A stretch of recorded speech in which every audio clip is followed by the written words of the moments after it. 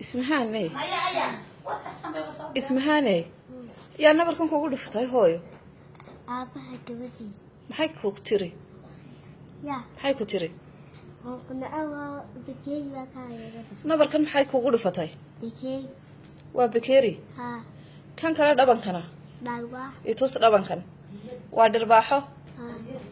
gacantan itus qaniyo itus gacanta qaniyo gacanta waa qaniyo gacanta inta laagi markay ku qaninaysa maxay tiri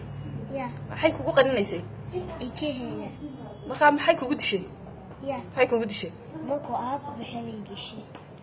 marka markay ku dilayso maxay ku oran jirtay waa kunacabaya ilmaha xamba haye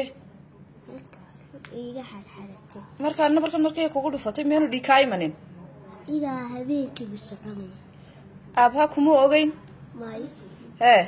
suuqu joogo markii dambana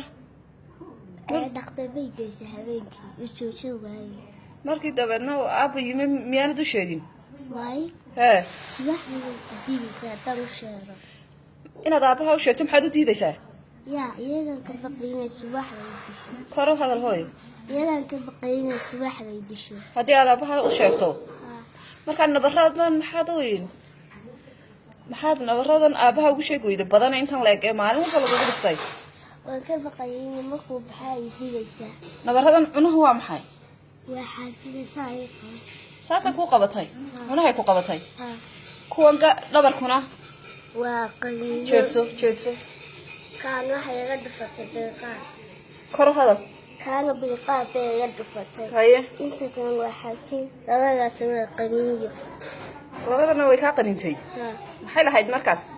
ilmaha xambaad iyo kunacaba haygooga jirtay haye markaas Maryana laguma soo iibin jirin oo xasad xidhan jirtay haye